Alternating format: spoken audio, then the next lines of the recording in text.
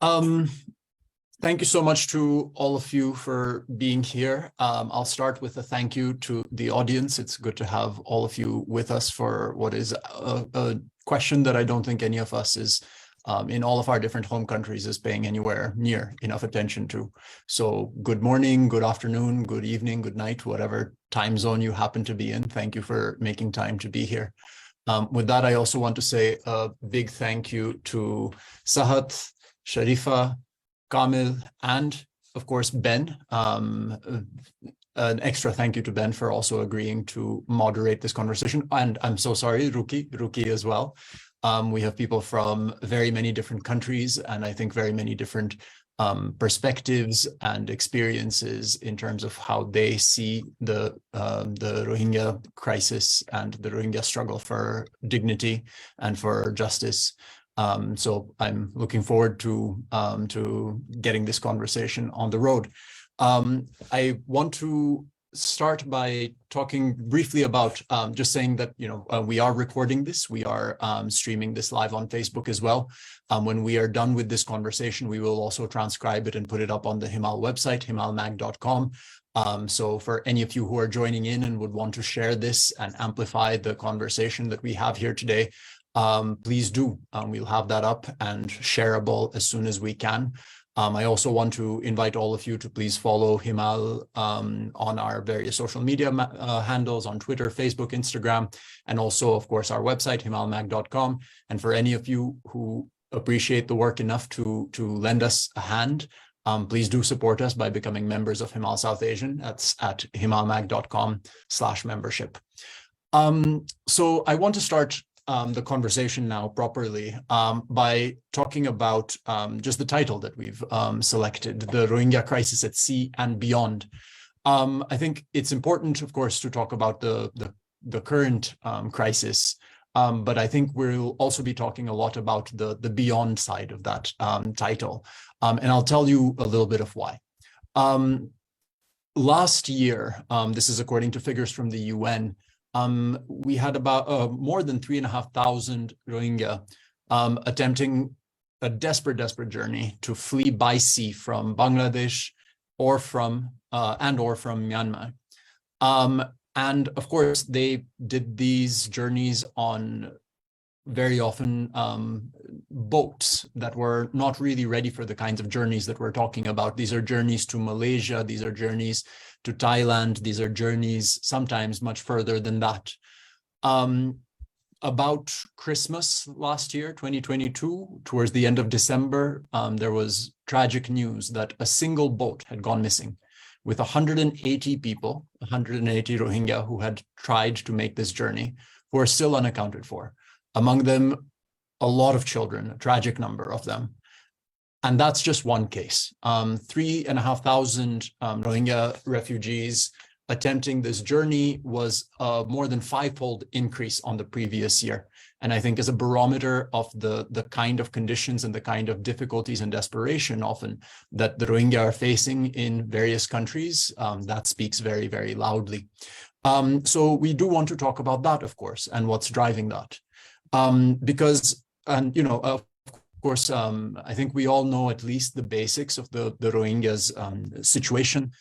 Muslim minority people historically had found and built a home in Rakhine State or Arakan in Myanmar, long stateless, long persecuted. In 2017, forced out. Some places have described it as an exodus, but I think it's more accurately described as a mass expulsion at the hands of the Myanmar military. More than 1 million, or I think by the latest figures, something close to 1 million people in Cox's Bazar across the border in Bangladesh now, and many more in other parts of the world. So in many ways, this is very much a South Asian problem. And a South Asian crisis. And I think in many ways a test of South Asia and our various countries in terms of whether we could open our countries and our hearts to people who were treated so desperately badly. When we talk about South Asia, of course, Bangladesh, I mean, there's Myanmar where the crisis begins. But there's Bangladesh, I think Roman's connection has cut out. Mhm. Roman, can you hear us? Host a long-term population of people. In Pakistan and Sri Lanka, there are thousands. We have Ruki here to tell us a little bit more, especially about the situation in Sri Lanka. In India, which I think also has largely failed the Rohingya, where they are being treated as pawns in a very cruel game of Hindutva politics and Hindu majoritarianism. And in Myanmar, of course, where, of course, now the government in charge is the same military that actually perpetrated those atrocities in the first place. And even the opposition, or for some time, the government, the NLD, Aung San Suu Kyi, really came out taking quite hostile stances to the Rohingya. So really, again, this is a South Asian problem, one that we as South Asians need to look at as a regional problem. But of course, the problem goes beyond that too. There are Rohingya populations now in Thailand, in Malaysia, people trying to make the journey into Australia. So it's big. It's a global problem in a way. And so, looking at the boat crisis and how that brought the crisis of the Rohingya and their plight back into the headlines, back into the public conscience in many parts of the world. Now it's fading again. And I think the conversation today is a conversation against that fading, against that kind of forgetting. This is a problem that we've not done enough on, and we have not done enough to help the Rohingya. And I think all of us in South Asia and beyond can and should be asking, what can we in each of our home countries be doing to help, and where really does the Rohingya struggle for survival, for dignified lives, and for justice stand today?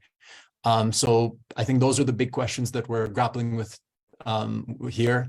So it is very much looking at the present, and I think a lot of also the future, I think, of what the Rohingya struggle will be looking like. So with that, I want to hand over to Raisa, the deputy editor here at Himal South Asian, to introduce all of our speakers. I also realized that I forgot to introduce myself. My name is Roman Gautam. I'm coming to you today from Kathmandu. I'm the editor here at Himal South Asian. Thank you again to all of you for being here, to our panelists. Raisa, I'll leave the introductions to you, and then we'll let Ben take it away. Thanks, everyone. Thank you for joining us today for what promises to be a very interesting and urgent discussion. Just to go over a little bit of the format. First, we'll be having a back and forth with the panelists in terms of the Q&A, and after that, we will open it up for questions.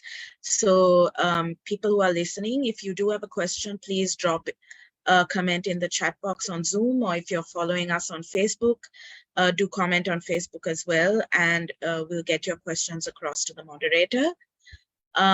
Without further ado, I'm just going to introduce all our panelists and our moderator.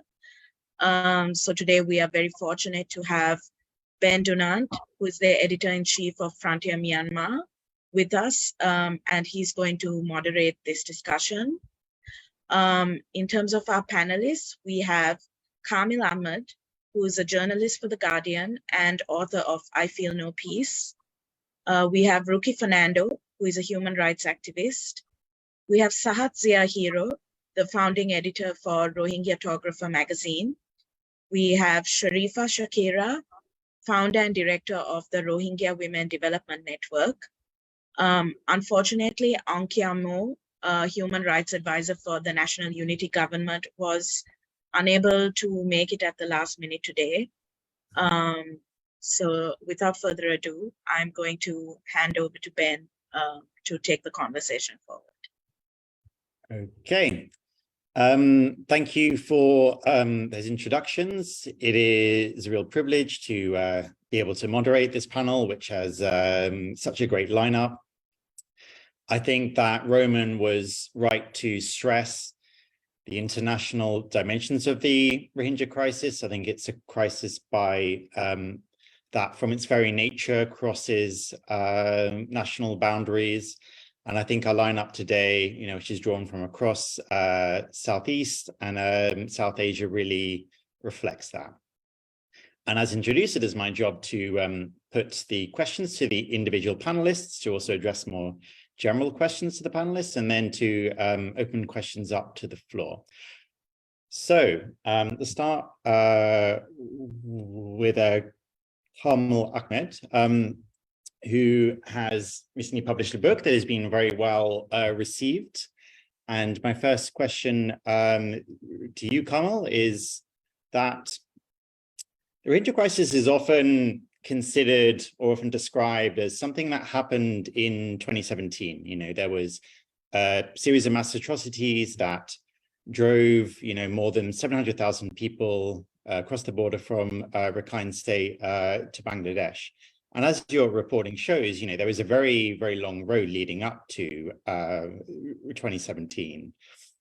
You could look at the colonial history, you could look at the gradual stripping of citizenship and residency rights of the Rohingya over many, many decades of military rule. There was military operation in 1978. There was the mass expulsion in the 1990s. There was an anti-Rohingya pogrom in 2012 and other violence the following year. And then, attacks in 2016 that were then overshadowed by the ones the following year in 2017. So I wonder, from your research that you did from your book, what would you consider the most important factors in Myanmar's recent or not so recent history in the creation of the crisis, and that it would be important to keep in mind when trying to understand it? Yeah, I think one of the biggest signs that it didn't start in 2017 is, the first time I went to the camps in Bangladesh was 2015. There were camps in Bangladesh before 2017, which were big. They now have kind of revised the figures down, because I think the way I think some people who were never ever counted before got counted in 2017 for the first time. But they used to talk in 2015, when at the previous height of the boat crisis, there were you used to say 150,000 people Rohingya away in Bangladesh. It was a lot of people. A lot of them were unregistered, a lot in Malaysia as well. And I think you just see over decades a stripping away of rights and increasing control of Rohingya lives. I think the Rohingya in this call will be able to say more about that, because they have experienced that. Like Sharifa was one of the people I've met who left much earlier than many other people, especially to Malaysia. In some ways, it seems like part of the story of a lot of post-colonial kind of nations, countries with lots of different identities that seem to try to force everyone together. But with Myanmar, I think while they try to, I think there's a kind of interesting thing of a lot of Myanmar's conflicts with its frontier regions are with people who want some kind of autonomy from the central state. The Rohingya, and the irony is the Rohingya are often viewed in a kind of securitized way. And like there's often, well, are they going to become militants? Or like when Al-Qaeda in South Asia turned up and mentioned Rohingya, like, Rohingya are going to be like, there's always this idea that Rohingya will be radicalized. In reality, the Rohingya have been the most, like, from my perspective, the ones who have said that they want to be part of it. They want citizenship. They're not actually trying to fight. They've been remarkably, like, it's remarkable considering everything they've faced. But yeah, in what you've seen is since, for decades, I've also met people who went to a man who was in Bangladesh in the 50s. There's people who have been to Bangladesh 4 times, but especially since 78, just constant stripping away of rights.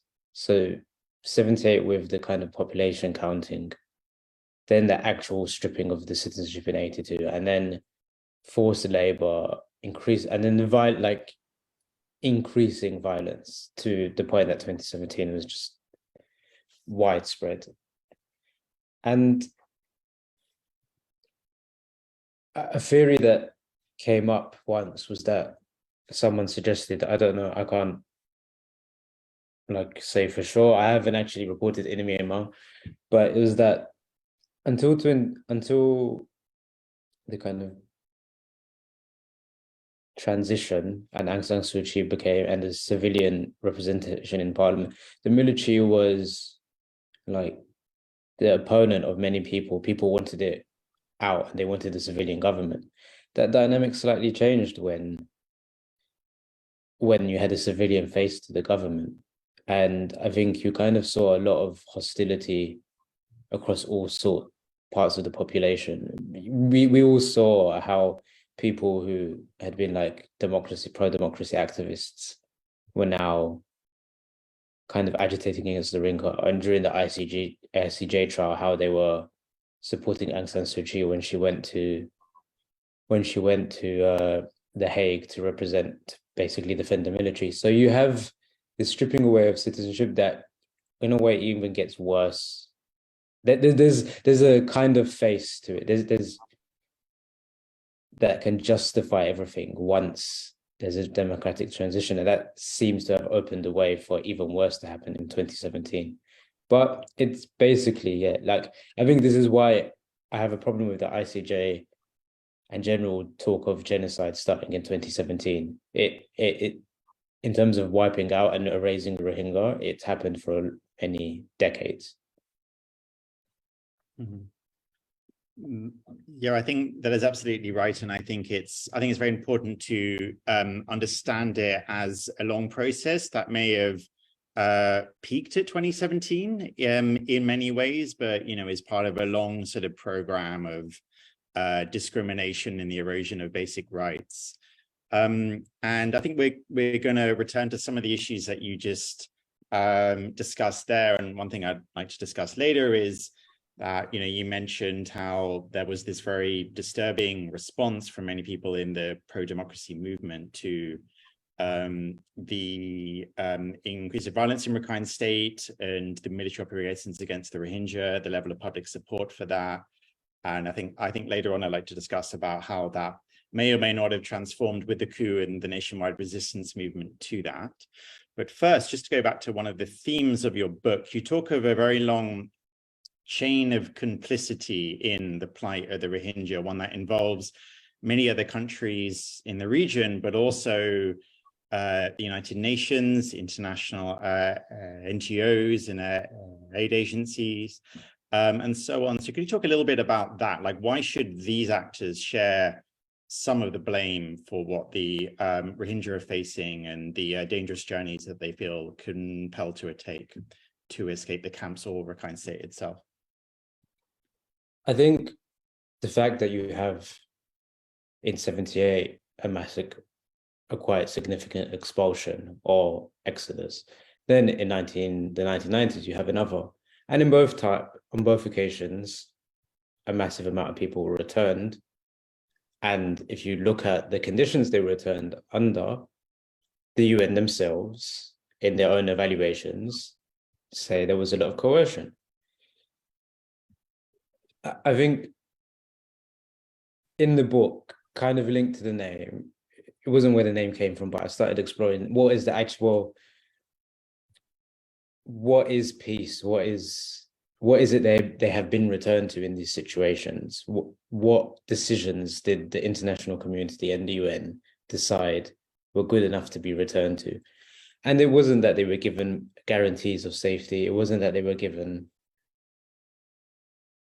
their citizenship back after 82. It was just that things got a bit quiet, that there wasn't, the military operations that had forced people out had stopped or paused, and that was considered good enough. No solution was required. It was just considered good enough to send them back and kind of release that burden on the humanitarian system or Bangladesh. And that meant that nothing had to be solved. And in fact, it could get worse without anyone solving it. It could just get worse and no one paid attention. And that led to 2017. It meant in 78, however many people went, and then in the 1990s, about 250,000 when it increased. And in 2017, it multiplied by several times. And in between, many, many more people. As they were repatriating people by force in the 90s, there were more people coming. There was never a solution. They created quiet. They accepted a quiet rather than a peace. And in doing so, they accepted also the Bangladeshi governments of those times enforcing massive food rationing, which you're now seeing, maybe not through the Bangladeshi government's choice, but through donors not giving money now, with 17% food ration, which could get worse, food cut, which could get worse in April.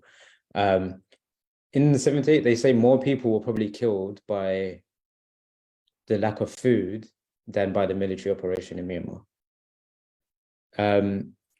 The UN have been complicit in that. And in the 90s, there was someone who did a study for the US government or US Congress and said what he saw was, and the MSF made similar observations, were taking consent for repatriation. They would just have loads of people and just say, unless you object, you're going back.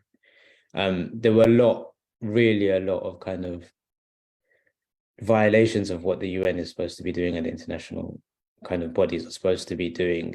They have, it seemed, limited their mandate often to providing shelter and providing food, and all of the other things they have responsibility for to make sure people aren't returned to unsafe conditions.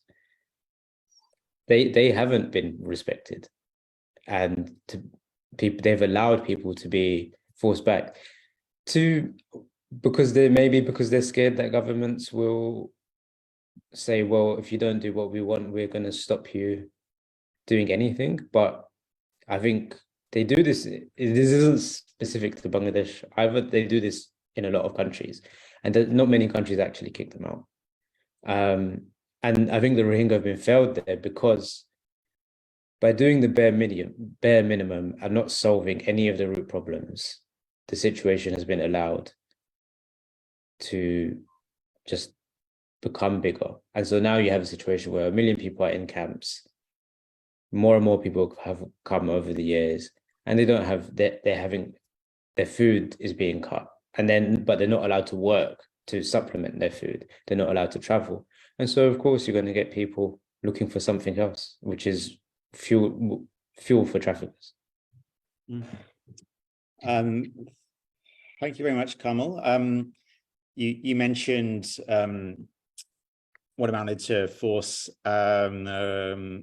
returns or refoulement, during earlier periods, and perhaps later we can discuss the fact that since shortly after 2017, there has been this supposed bilateral repatriation process between Bangladesh and Myanmar that the military junta now still pays occasional lip service to.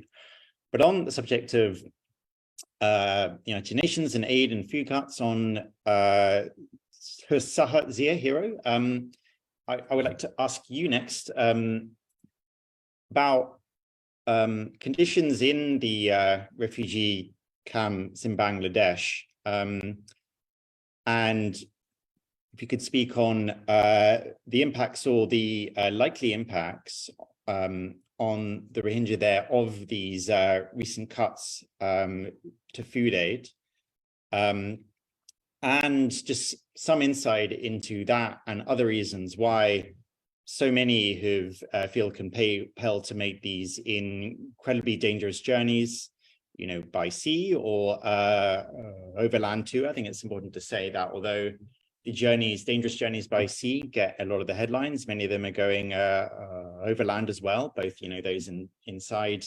Myanmar, but those from the camps as well. There's a complicated overland route too. But could you please speak on the conditions in the camps, particularly in light of the recent cuts to food aid.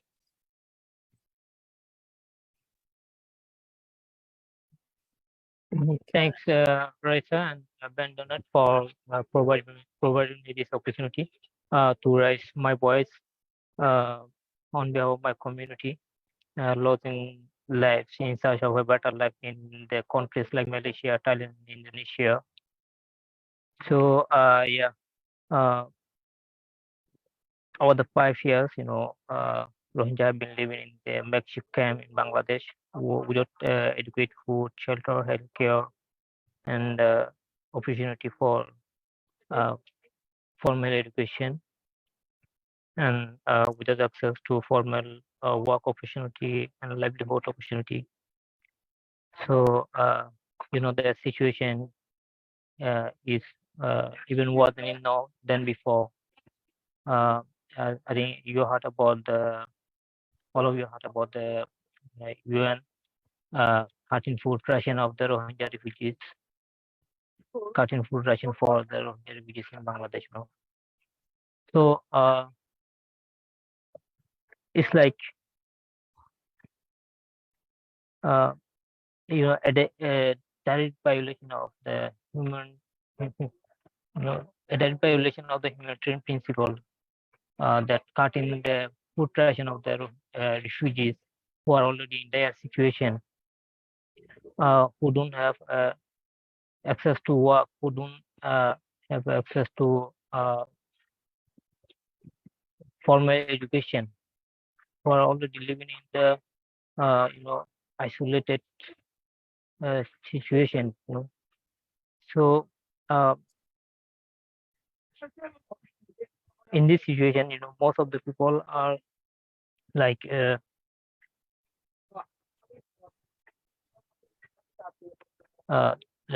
people are losing their hope to go back to Myanmar. So they are trying to live, flee from the camp and risk their life to seek a new life, to seek a better life in other countries, in other countries like Malaysia, Thailand, and Indonesia. So these are the reason, the situation in the camp, and the challenges they face every day in the camp. So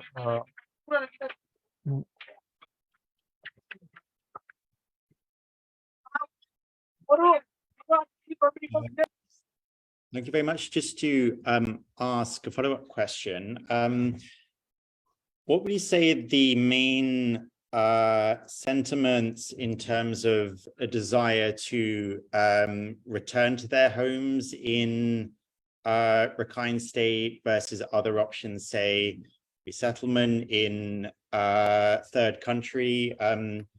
Would you say that many of them hope very strongly to one day return to Rakhine State? But if so, under what conditions would they be prepared to do so? And in terms of those feelings and hopes of the future, has there been any significant change over the last year or the last few years?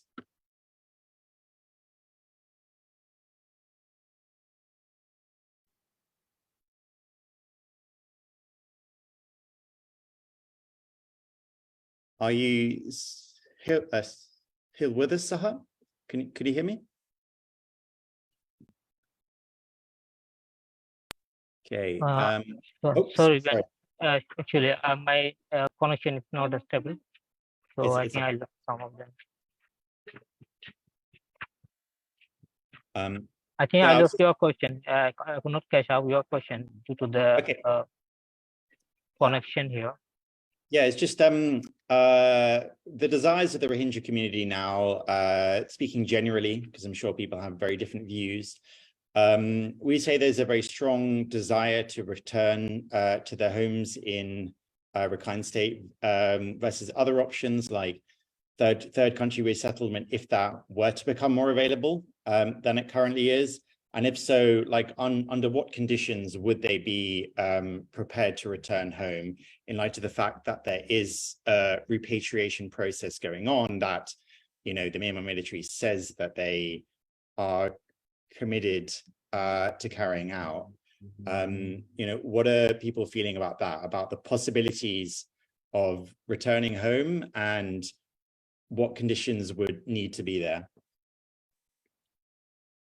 Right now, most of the people think that there would be a heavy risk if they return to Myanmar in this current situation there. And which became very worse after the military junta seized the power in 2021. So we Rohingya people in the refugee camp also fear the conflict and the I think what's happening there in Myanmar right now. So people also fear to go back to Myanmar in the current situation there. So but Rohingya also think that they will be remaining in the limbo, you know, they will be remain in the in this war-then situation if the war totally forget the Rohingya people, and if the world don't come forward to make a sustainable solution for the Rohingya community and to pursue the justice that the Rohingya people need. So some of the Rohingya people think the best option could be the resettlement in third country, then going back to Myanmar in this situation without justice and without the right back. So yeah, people think that the resettlement could be also a better option to better than like staying in this suffering system, in this bad situation here in the refugee camp. Okay. Thank you very much. Now I'd like to address questions to Ruki. I understand you were able to meet with some Rohingya refugees in Sri Lanka. So could you tell us a little bit about the conditions in which they are being held there and what their freedom of movement is, and anything else that it would be important for us to know? So at the moment, about 140 Rohingya refugees in Sri Lanka. Out of them, about 105 came recently last December during the most recent kind of a crisis in the seas. So one of the boats was near Sri Lankan waters, and some fisherfolk had alerted the Navy, and the Navy had rescued them and brought 105 of them. One of them is accused of driving the boat and as such committing an offense. That person is in prison and has been in prison for more than 2 months. There is a lawyer representing him, but we also tried to get some affidavits from fellow passengers who are also in a different immigration detention center, but our lawyers team has not been allowed to go to the immigration detention center, even though we have made formal representations. So therefore, it's very difficult for us to get the supporting evidence to help the one Rohingya refugee who is in a prison, not in Colombo, very, very far away in the northern province. Out of the others, the 104, about 30 who were in detention have been released, and about 75 are still in the immigration detention center. But about another 35 more Rohingya refugees who have come several years ago, some by boat, mostly by boat, but some by flight as well. are residing in a suburb of Colombo, and they are able to move around easily. They are renting houses, rooms, and staying. So it's a mixed picture of in terms of freedom of movement. Thank you very much. So I understand that, you know, many of them are in detention now. You mentioned this sort of one individual that had pending legal case. Are many of them, are they able to apply for refugee status with UNHCR? What is the process for that? What are some of the roadblocks that they may face when applying for refugee? All of them have access to UNHCR, even those in detention. And many of them actually were already registered with UNHCR before they came here. Many of them have come from Cox's Bazar. Sorry. So therefore, actually, compared to the other asylum seekers in Sri Lanka who have to start from scratch, the Rohingya refugees process of finding permanent resettlement should be faster, because they have already been has applied for UNHCR refugee status, and some of them have got refugee status. But even people who have come about 5 years ago are still in Sri Lanka, and UNHCR has not been able to find them permanent resettlement. So finding permanent resettlement has been a challenge. Also, most of these people, the vast majority of this 140, Sri Lanka is a transit country, but a very long transit of several years because of the structural problems involved in dealing with asylum seekers and refugees in Sri Lanka. But even to come for transit, some of them did not intend to come here. They were intending to, for example, one very young woman that I met about 2 weeks ago, she told me that her husband is already in Malaysia as a refugee. And she said she never wanted to come to Sri Lanka. She doesn't want to be in Sri Lanka. She wants to go to Malaysia. Or in the alternative, she wants her husband to come to Sri Lanka. And of course, both Sri Lanka and Malaysia might be. Sri Lanka for sure is a transit place. So even in transit, Sri Lanka is not their chosen transit place, but because they happen to be rescued from the seas near Sri Lanka and brought to Sri Lanka, they happen to be in Sri Lanka. Okay.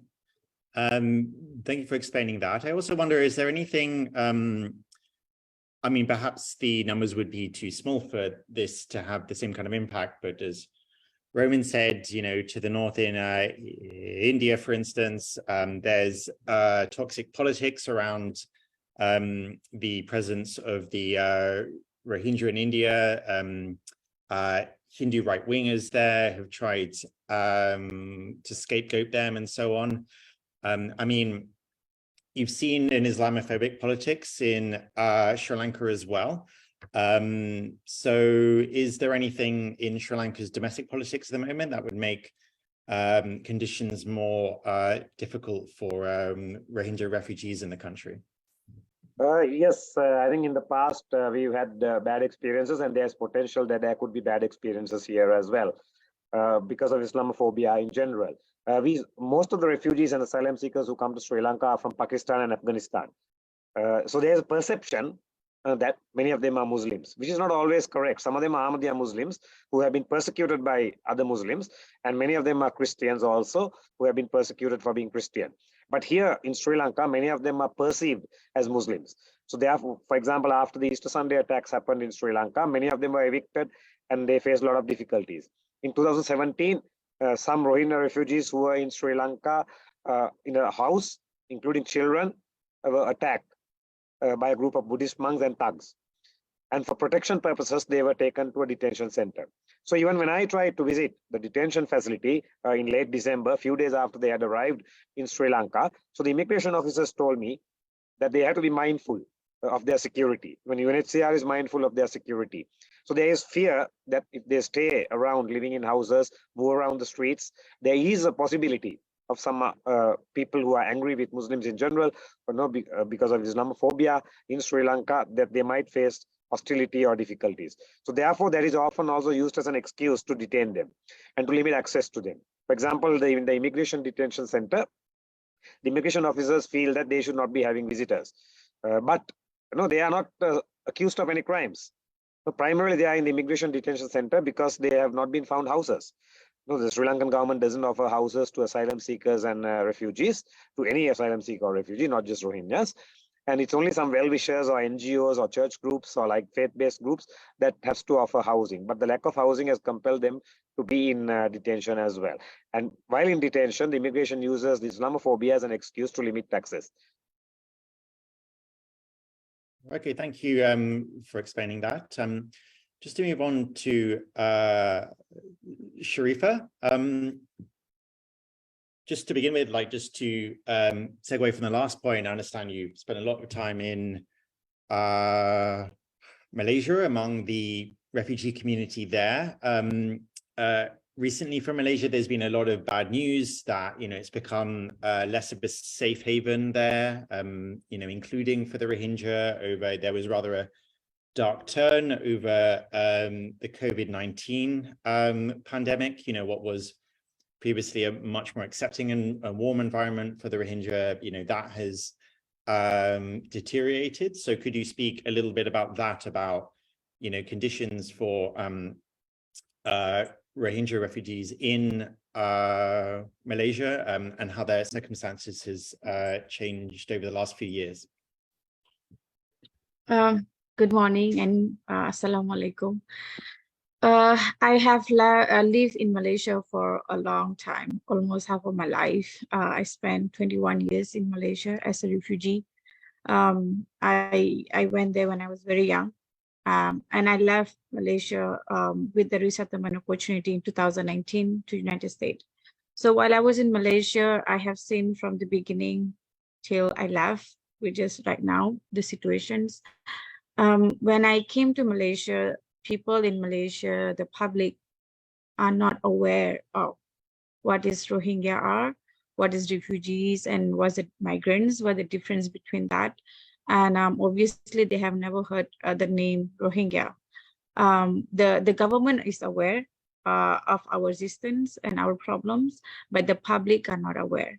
And because of that, they always misunderstood us between the migrants workers as well as, you know, our existence. And they often call us illegal migrants from Bangladesh and stuff like that. So we face discrimination and all those things. And at the same time, the government do not recognize Rohingya refugees in the country, which is not conventional, they said. So with that excuse, refugee children are not allowed to go to school. Refugees are not allowed to work, including not able to access to healthcare. Any, you know, like basic things that a person needs is not allowed there. And because we are not allowed to stay there, we often live in fear and hide and try to escape from the authority. That's the situations from the beginning. But since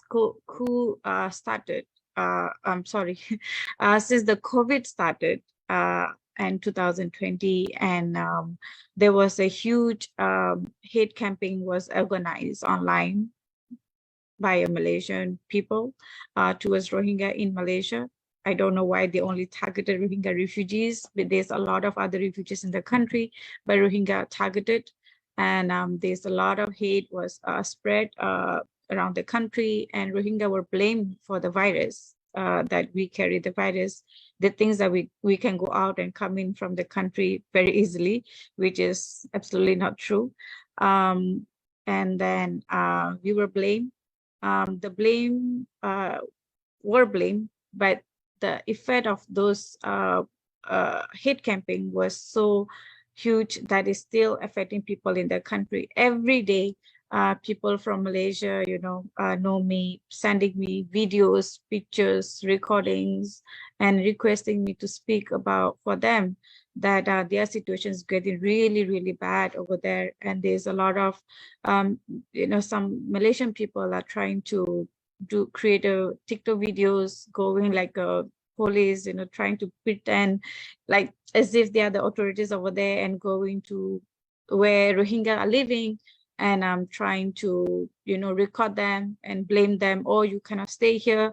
You cannot open a madrasa, you know, which is to study religious things. You cannot do this kind of small business. You cannot do this. It's trying to expose them, you know, with the public, and it's bring a lot of hate that their lives over there, it's become really, really dangerous and not safe. They were not protected, but because of this issue, their life become really, really dangerous over there. They are still not able to get protection from any agencies over there.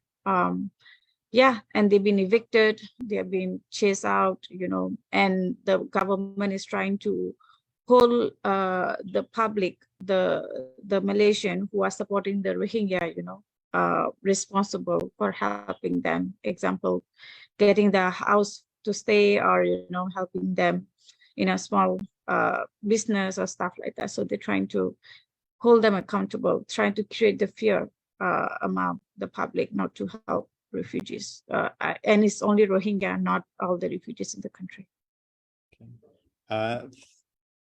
Thank you for sharing that. I mean, that is especially troubling to hear, because Malaysia is being considered a relative safe haven for a long time, and it still appears to be the #1 destination for Rohingya sort of trying to escape the camps or villages or IDP camps in Rakhine State, whether by sea or while being smuggled over land.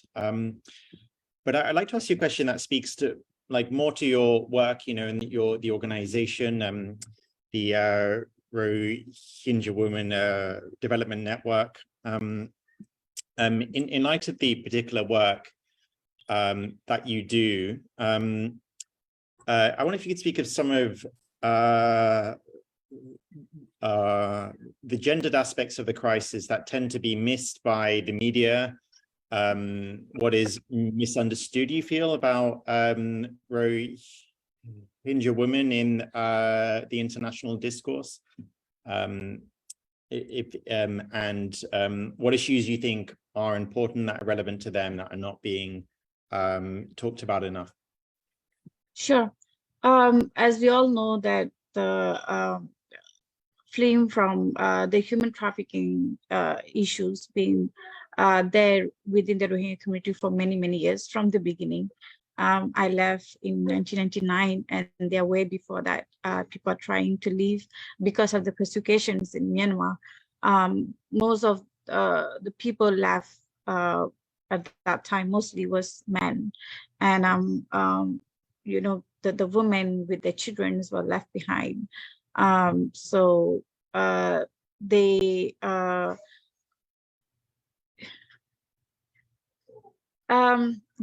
just as more women and minor girls have fallen victims while being trafficked because of through the ring that extend the Burma and Bangladesh to Thailand and Malaysia elsewhere, there are also women involved in such as pursuing to trafficking, detaining, torturing the people who of course it's happened both a man and women. In that sense, in regards of some of the misunderstood things about Rohingya women in international discourse, that they are naive, weak, and need to be told what to do. I think that I kind of disagree in that. I think that Rohingya women are very intelligent, strong, and they can take their own decision when it's need or want to. They are brave, are resilient, and enduring.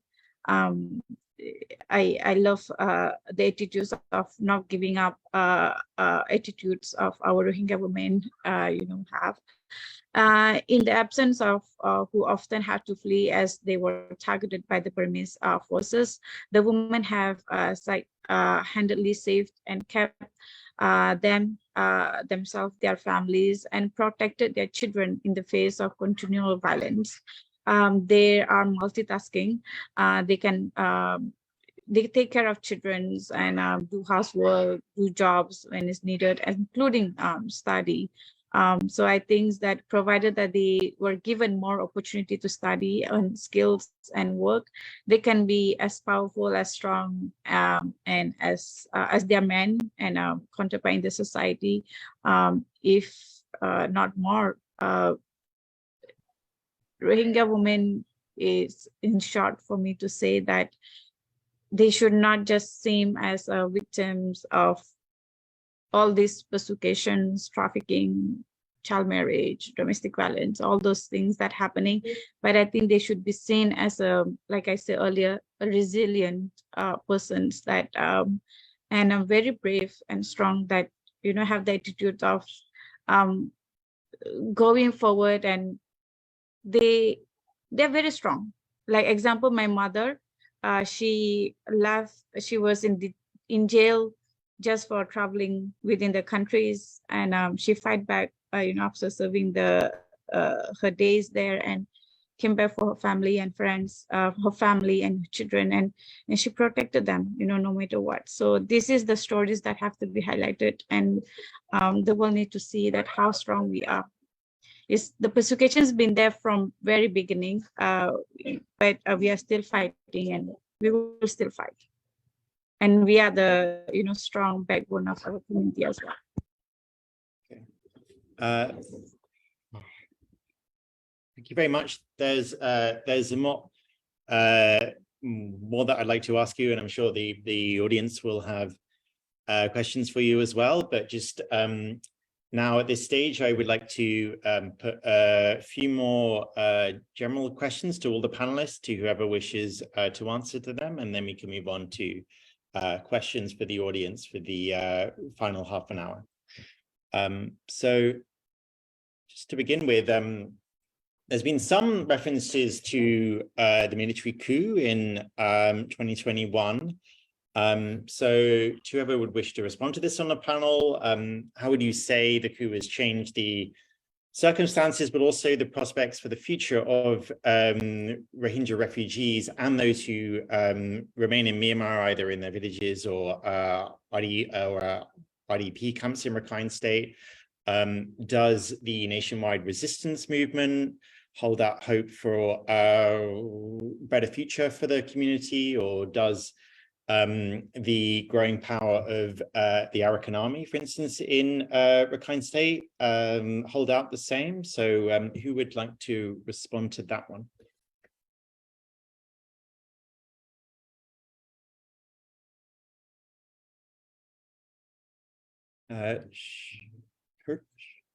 Harifa, would you like to respond to that one? And I'd be interested to hear your perspective, but also of the wider Rohingya community, how they've responded to the emergence of nationwide resistance after the military coup, whether they hold out a lot of hope for that movement, and particularly in light of some of the promises that the National Unity government has made to respect the rights of the Rohingya, once the revolution is successful.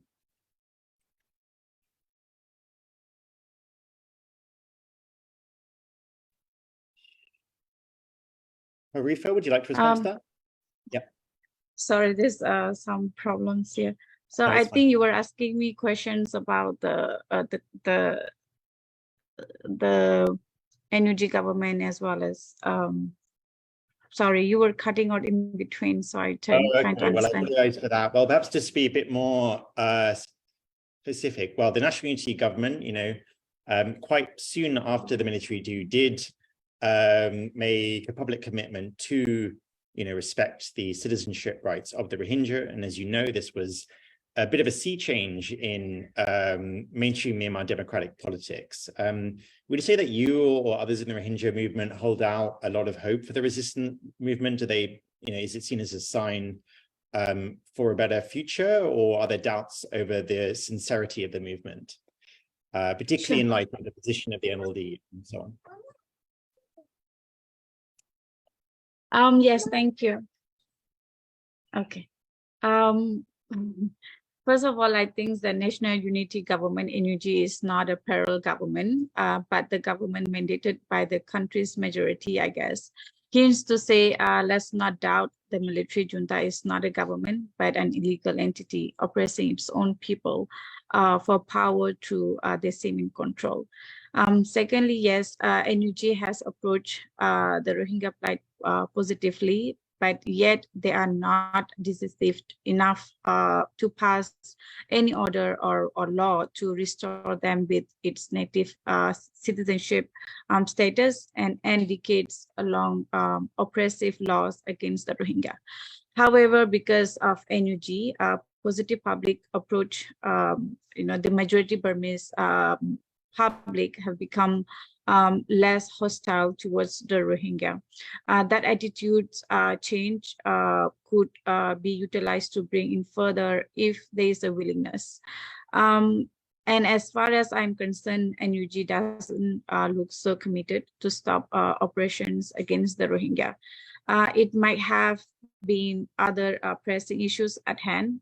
The biggest issue in the country, along with fighting the military junta, is the Rohingya plight as it is an international issue. But their commitment seems situational and could change if the political situation in the country change. However, just let's hope and that we could see some genuine change. Okay, thank you very much. Just to my second more general question to the panel is what we can expect from international legal efforts to seek accountability for the Rohingya. There are a number of international legal processes operating in parallel. For instance, most famously, the genocide case brought by the Gambia against Myanmar that got underway in 2019. There's also, from what I understand, still an ongoing preliminary investigation by the International Criminal Court for the crime against humanity of forced deportation. There's also universal jurisdiction cases, for instance, in Argentina. So, can we hold up much hope for these processes? What can we expect from them in the near term or the long term? Who would like to take that one?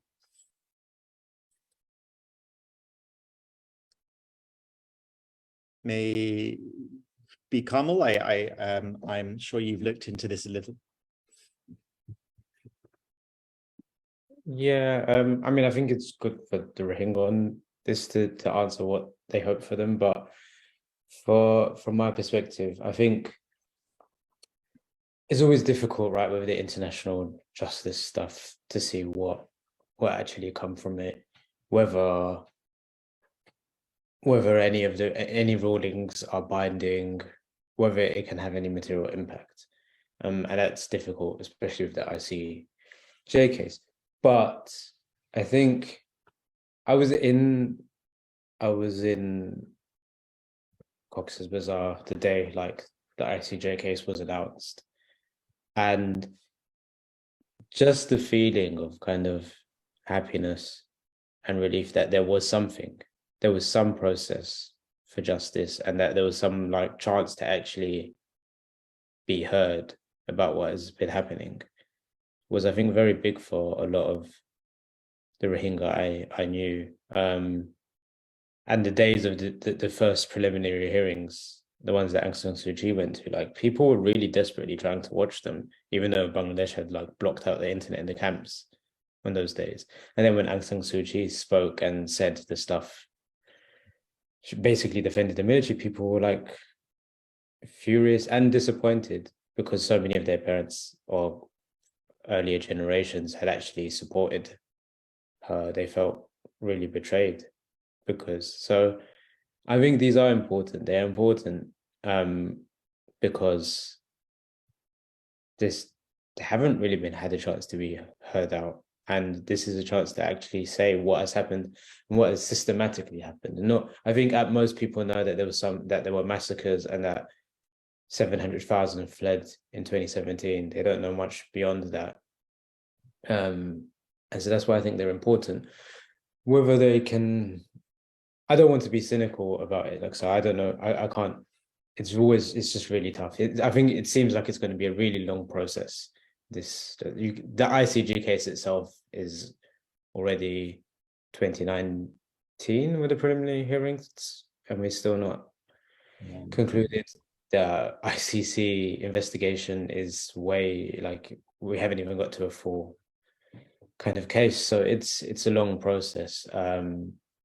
So yeah, we'll have to see what can come out of it and what can come out of it and whether it can actually be anything that makes a difference. But at least it keeps some international attention and hopefully helps people understand the severity. I think maybe Sahat is good to talk about whether people actually in the camps still like feel kind of have hope in it. But I think it's also important because a lot of people went to the camps and took information and disappeared. They took accounts sometimes from the same people multiple times and then disappeared. So something needs to come out of that. Maybe Sahatzia, you could speak to some of that, how people in the camps view these international justice efforts?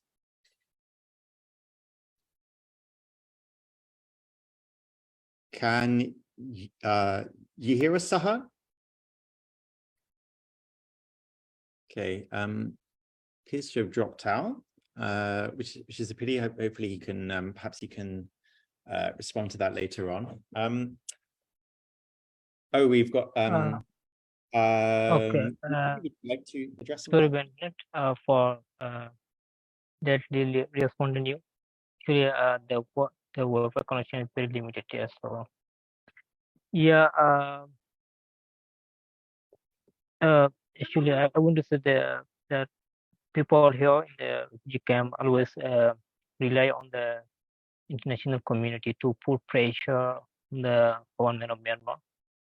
So the people think that if the situation in Myanmar can be resolved, or if the situation there get normal, so people would like to get freedom and to get the peace and their rights there in Myanmar. So people always Rohingya people who know about the people resisting there in Myanmar, they always appreciate the people who are resisting against the military government, because we can also believe that there is no other option than resisting by themselves rather than always waiting for the UN come and solve the situation. That would never happen. So the people here in the refugee camp, the Rohingya people, also support and appreciate who are resisting to get their right to protect their community by themselves.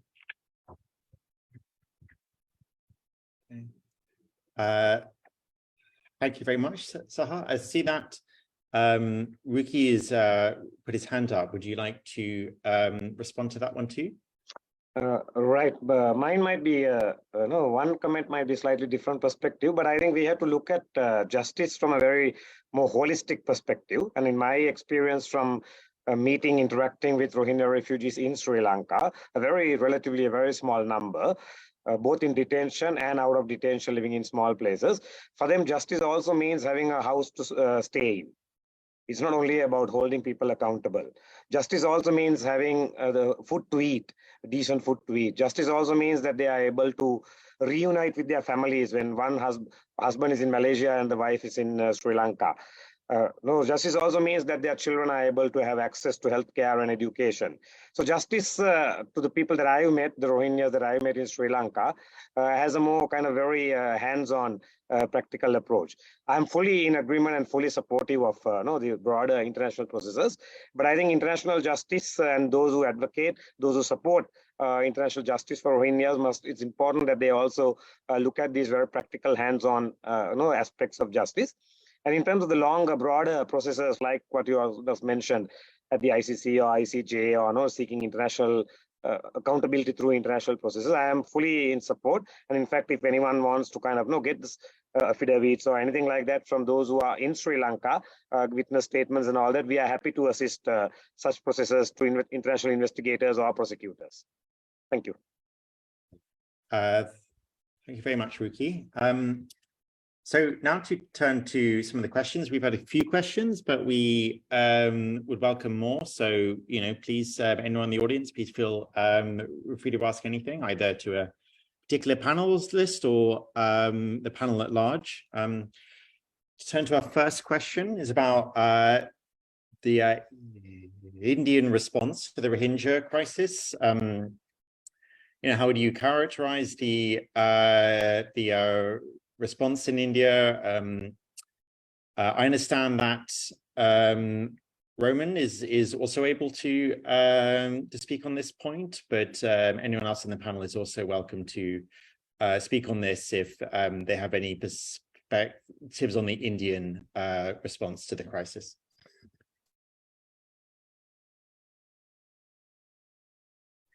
I did a bit of work talking to Rohingya who had been in India while I was working on the book. And despite being really quite small in number and concentrated only in a few places, they've really kind of play an outsized role in media focus. Somehow they are brought up very regularly and demonized and kind of treated as these infiltrators. And these, again, goes back to this idea that there's always this kind of warning that the Rohingya are some kind of security threat, despite absolutely no evidence over many decades of them ever being so. And yeah, it's obvious, it plays massively into kind of the issues with the BJP and Hindu nationalism, and just the Rohingya are treated as some kind of threat to India. And that has meant that even as some Rohingya have gone to India, still some do try to go to India because it's one of the closest places from Bangladesh. If you've been in Bangladeshi camps for ages, they try to go through like the borders, like through the Chittagong Hill tract, so like the northeastern states mostly, which aren't too far from kind of eastern Bangladesh. At the same time, you've had people fleeing India and trying to come to Bangladesh, and there's been several waves of this, whether it's been through kind of the ID registrations and like collection of biometric data, which they fear. So there's been panic over that, and whether that's going to be used to deport them to Myanmar, or whether that data will be shared with Myanmar, or just general like hostility and whole camps being burnt down in Delhi. There's a lot, and like BJP youth leaders bragging that they were responsible for that. The Rohingya, despite being a very small population, have just been used in media and in kind of very like extreme political rhetoric as like a boogeyman. And yeah, so they haven't had to skip, and they have actually there are regular arrests of people who do try to come in, and they're put in deportation centers. And there was a woman deported. There have been people deported to Myanmar, which I think it's the only country doing that.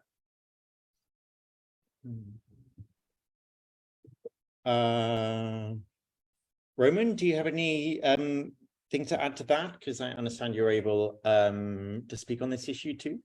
Yes, I've spent a very long time in India, and I think Kamil is exactly right. I think one thing that's very noticeable in India, I think that by and large, the international coverage of the Rohingya, and of course that has filtered into a lot of domestic medias as well, has generated a tremendous amount of sympathy for the Rohingya plight.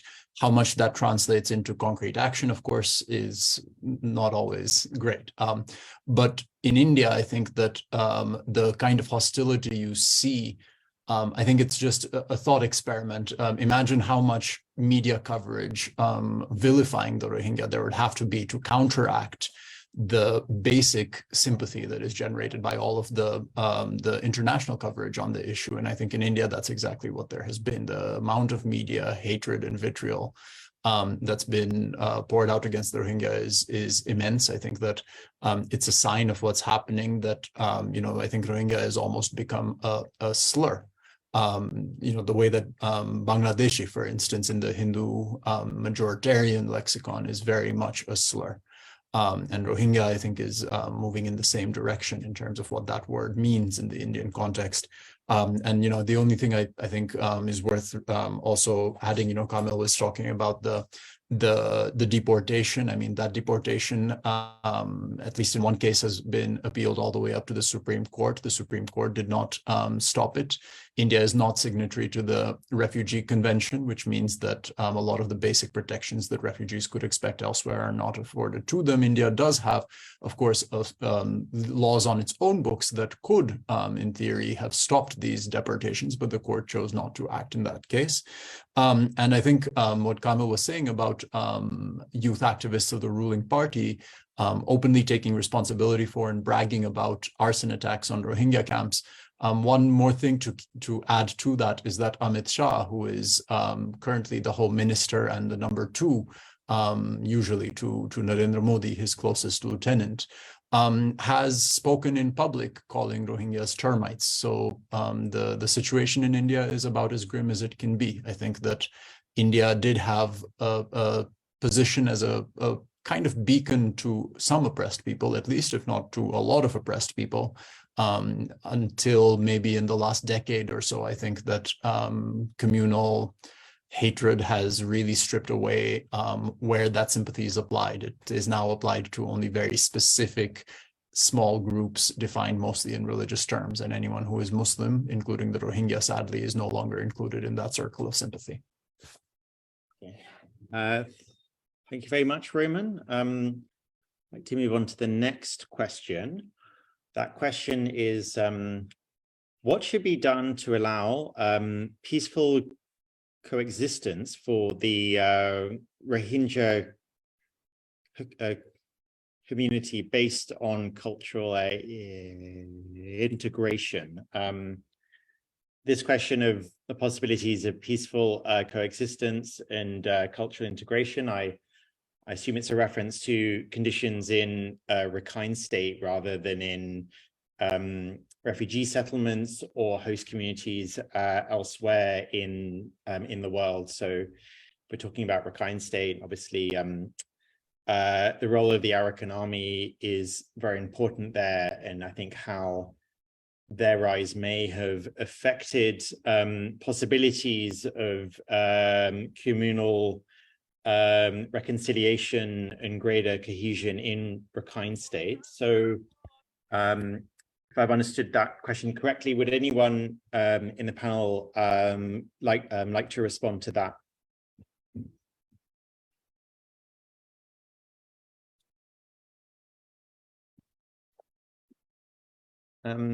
Perhaps one for our Rohingya panelists, Harifa or Saha, would you like to respond to that? Whether you think the conditions for particularly reconciliation between the Rohingya and the Rakhine have improved, and that there are positive things to talk about in that respect, sort of based on what you've been hearing of people that who are there. From what I've been hearing is the situations of Rohingya inside Arakan is getting worse. Arakan Army is in the power, and they are not less than the Burmese military. Earlier, when Arakan Army was, coming to the light, they were trying to say that that we can coexist and we can, live there peacefully. But the stronger they become, they are using Rohingya, they're using Rohingya example to I see the Arakan army and the Burmese military junta is a kind of same, and using they have a similar tactic towards Rohingya as well. They are because of them, again, the fear, the bombing, the killing, the Rohingya.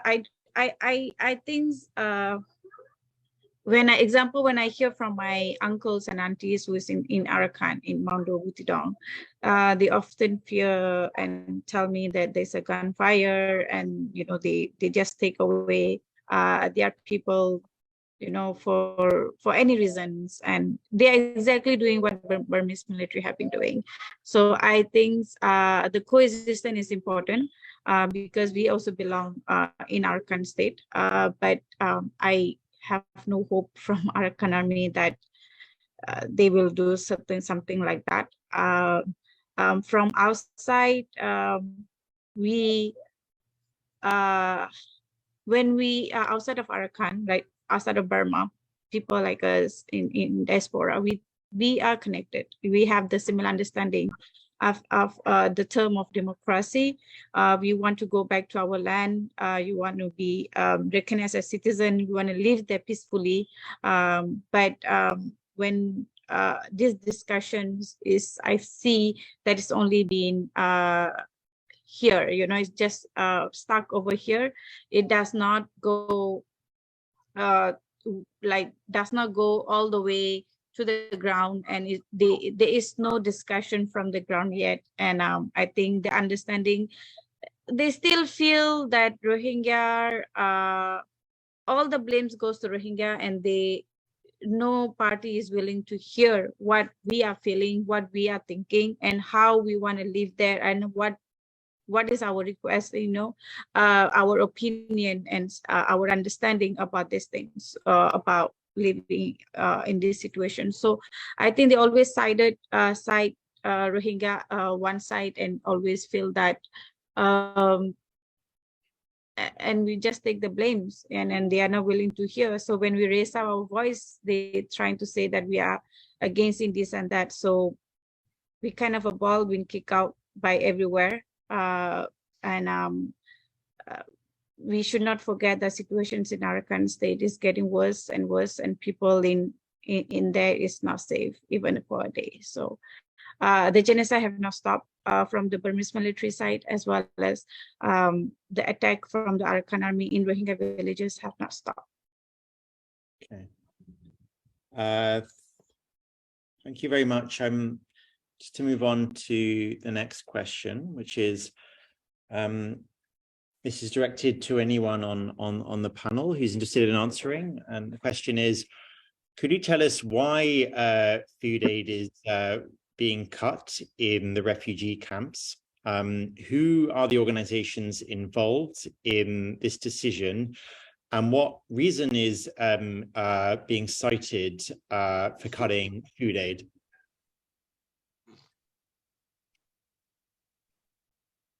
I guess I could give some kind of answer to that. The context is wider, like lack of humanitarian funding, especially since COVID. Food aid, aid is going down. The fund donors are giving less. And you have seen food aid cuts in Yemen as well. But they said 17% because they have, WFP said it's cutting 17% now because it doesn't have enough money. It's also said it could cut more in soon if it doesn't get more money now. So it could actually be worse. But it's not just COVID, and there's nothing. I think this goes back into what I was saying before about justice and about the lack of solution. The funding since 2017, the funding has gone down pretty much every year. to the Rohingya like humanitarian response. It is seriously underfunded. I haven't looked at the latest figure, but it's really seriously underfunded. And the major kind of donors, which tend to be Western countries, there's some other countries that give some donations and some through their own programs, but the kind of big stuff for the humanitarian response, the Western countries are not. They're showing less and less interest, and perhaps don't see it as affecting them. I think it's been brought up before that they will care more about countries where people are turning up on their borders, but they aren't Rohingya turning up in Europe. So it's not a solution. It's not a problem they see they need to solve. So yeah, funding is going down, and Rohingya are suffering for that because I think the big problem as well is like no one wants to be reliant on aid, but they're not allowed to work either. And that's what really kind of makes it a much, much bigger crisis, is because they are forced to rely on that aid and face possible arrest or the closure of their business or all sorts of punishment for trying to kind of get around that.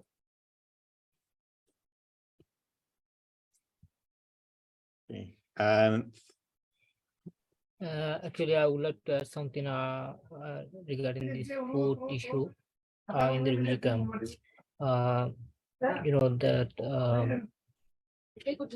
everyone, we know the United Nations has a responsibility to ensure the basic needs of the refugees are met, including access to shelter, education, and medical care. So by reducing the food for refugees, the UN is failing to honor responsibility, their responsibility to, and putting the health, the health and well-being of the refugees at risk. So we believe that there could be some alternative option. There could be some alternative measures that UN can take to address these challenges without compromising our food assistance, without compromising our essential needs. So furthermore, UN and the donors can advocate for a livelihood solution that would allow for the refugees people to be self-sufficient, to create their own economy in the camp. That could be also boosting the economy of the local community. Okay, thank you very much, Saha. The next question is about what opportunities for collaboration exists given the conditions of military rule. Is there civil society collaboration to try to combat the crisis, and how effective is that collaboration? From what I understand, this is a reference for conditions within the country.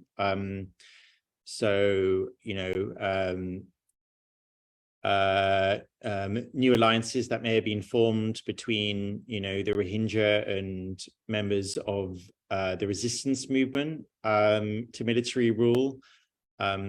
What new forms of collaborations or kind of alliances have you seen over the last few years since the military coup of 2021, and what can we expect to result from these new alliances and this new kind of collaboration?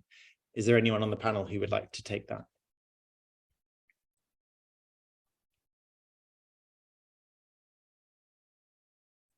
Like I have said earlier, that since the coup, the understandings of Rohingya, in the country have become, they are more understanding about our existence. So there is a collaborations as is with the Rohingya community and other ethnic group in Myanmar, like Karen, Kachin, Kaying, many others. And I'm trying to be one voice, and be in a solidarity with each other cause and make it as a problem of the country, and stand together against the junta military. But all this movement, I feel, is that from my understanding is they are very powerful, but the fundings is one of the problems, that they are not able to do bigger work, together, and it's have the limitation to come up with something big, I feel. Example, in United States, there are a lot of groups that I have met and, very capable, but often they told me that the funding is one of the issues, that they're not able to collaborate and do further work, including inside Myanmar. It's very sad, to hear that. It should not be that way. But I think is that the diaspora people trying to do as much as they can, coming out with statement, having this kind of meeting, discussions weekly, monthly, and trying our best, so that we all can live together and able to live in a country called democratic country.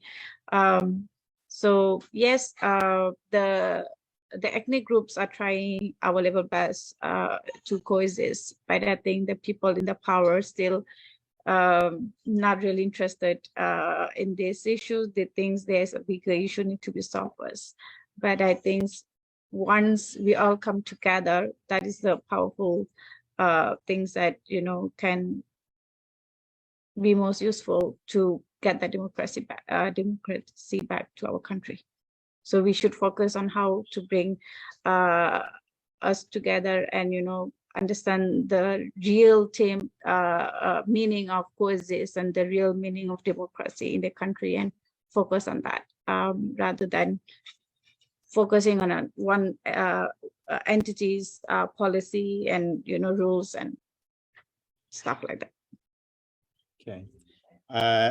Thank you very much. I see you've also left a very interesting and detailed response in the meeting chat. I would encourage everyone and all the members of the audience to check the meeting chat so they can read that, responding on questions of how the world can help and, the possibilities of international justice and so on. So thanks for that contribution in the meeting chat as well.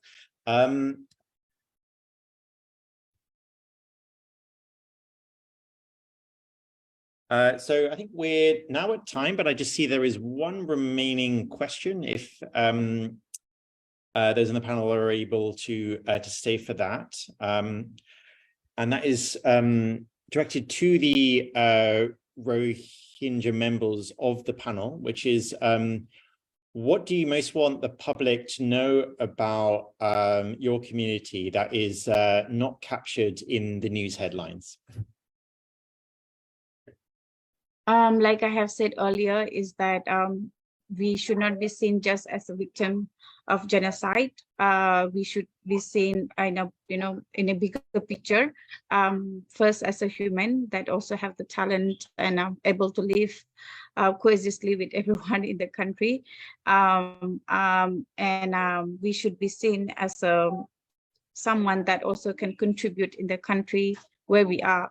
Our situations make us love our country, or we are inside the country, but there is a lot of things that we can contribute back, and it should be given that opportunity, to contribute. Education is the most important part, so education have to be given there.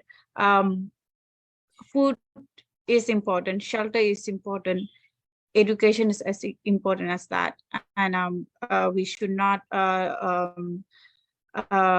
without education, our generations will be, lost, and that's what the Burmese military want. And the funding should go for the education as well. Education programs need to be created from different angles, through Zoom, online, in person, different type of programs, different type of curriculum, different type of skills for the community.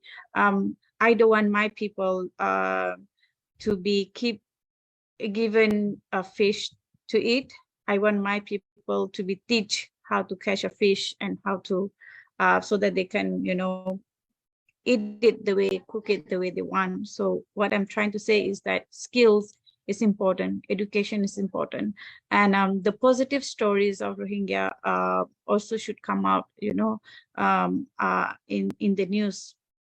When we Google Rohingya, we often see the Rohingya inside the camp, the very bad situation, which is the true situations. But at the same time, I think we should also promote and bring awareness that Rohingya, is talented, is also able to, live as others, and should not just look at something else. One of the questions that really haunted me all this day is that when I explained what is Rohingya to one of my friend in Malaysia, and he asked me what Rohingya does eat, just because he does not understand and see Rohingya, I don't know what picture he have in his mind. And when I make a joke, sarcastically say that they eat grass, he trusted me. So it's funny. It's very sad.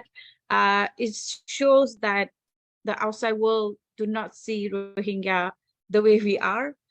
They have a very different pictures of us, and I think there is another better picture of us. Very talented, educated, resilience that we have to be also being shown to the world. And we, like I have said always, sympathy, is not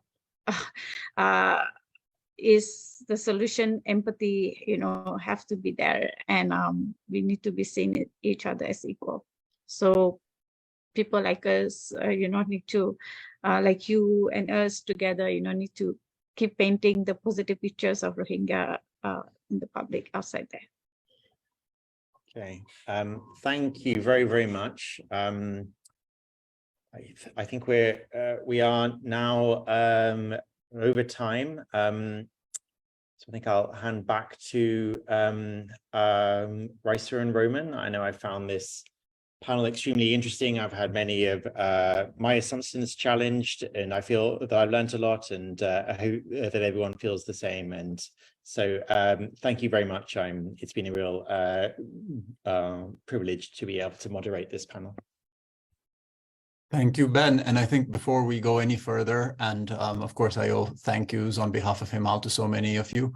A big thank you to you, and I hope that the panelists will also join me in giving you a big hand and a round of thanks. Thank you for that. Thank you also to all of you who joined us. I know we are over time, so I will keep it short.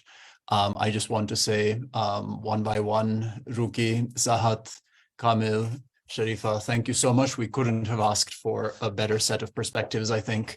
And like Ben said, I think we've been able to see things that we weren't seeing, and to see things in ways that we weren't seeing them. And we couldn't have asked for more. Thank you so much from Himal, and also I'm sure from everyone in the audience. A huge round of thanks to all of you as well.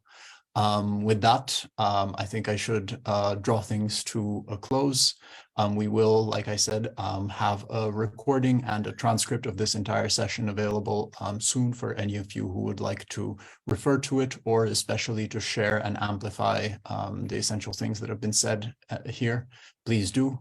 Please visit us at himalmag.com with another round of thanks to all of you. Thank you for joining us, and thank you to the panelists and to Ben. Thank you. Thank you so much, Roman. Before closing this panel, I would like to ask and invite you all to follow the Rohingya Tugafar magazine on Facebook and Twitter to know the reality of the Rohingya people, Rohingya refugees living in the refugee camp. We created this magazine project to tell the stories about the how Rohingya people living in the refugee camp, to share our voice with the world, and to connect with the people around the world. So we have already published our magazine on our website. You can check our website. You can buy the magazine through our website.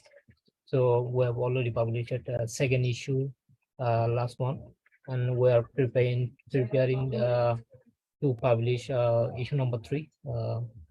That would be with the theme culture or food crisis. So we are discussing now which team should be in issue number 3. So we are discussing with the community and we're discussing with the team. So yeah, we will keep publishing and we will keep raising voice on behalf of the Rohingya community about the issues they're facing with refugee camp.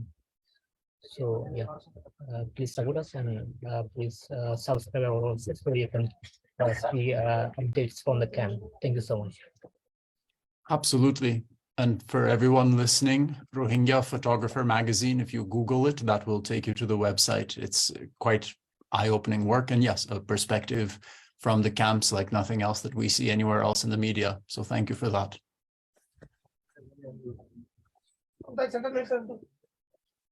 I think with that, we will end the session. Thank you once again to everybody. And wherever you are in the world, have a good night or have a good day. And we will hopefully see you at another South Asia conversation soon.